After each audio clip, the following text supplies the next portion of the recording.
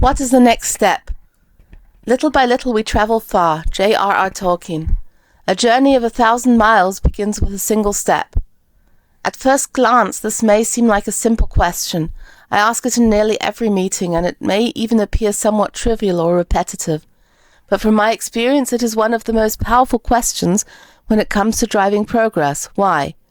For one, it fosters the mindset that we can make meaningful progress step by step, moving from chaos to clarity, even if the full path ahead of us is still unclear. Countless times I've started from a place of disorder, taking that initial small step, and over time, looking back, those steps have compounded into significant change. This is one of the reasons I truly appreciate the philosophy behind Kanban, starting where you are, making small improvements, and then, after a while, seeing just how far you've come. When facing a large mountain, it's easy to feel that a single small step won't make a difference, and to remain stagnant. But often the most important thing is simply gaining the energy to begin. This question helps break down large challenges into smaller, more manageable pieces, often offering clarity on what needs to be done next. It brings focus. Too often during discussions, people try to address problems that may arise later down the road, causing confusion and distraction.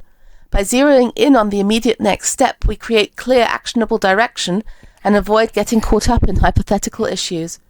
It can also break a stalemate and get things moving by proposing something as simple as, "Couldn't we at least?" One thought that this question always inspires in me is how small everyday changes can lead to big transformations.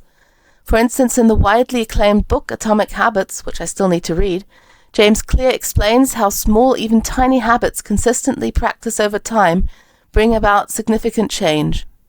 Similarly, Matthias Riedel's approach in his book, The 80-20 Principle, focuses on the Pareto principle, the 80-20 rule applied to nutrition and health. Riedel argues that it's not necessary to aim for 100% perfection in diet or lifestyle.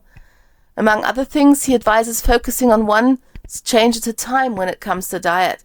By dedicating yourself to one change, whether it's reducing sugar, eating more vegetables, or cutting down on processed foods, you allow your body and mind time to adapt. Once that change becomes ingrained in your routine, you can move on to the next adjustment.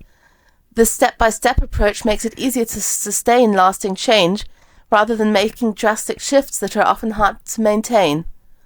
While the step-by-step method may seem counterintuitive to many of us, myself included, as I often lean towards the all-or-nothing mindset, wanting to complete the journey in one big leap, I believe that this gradual approach is ultimately more pragmatic, realistic, and healthy. It allows us to move forward at a pace that's sustainable and achievable, and it helps us to get moving, even if only in tiny steps, towards the goal instead of staying stuck in the planning phase, overwhelmed by the mountain.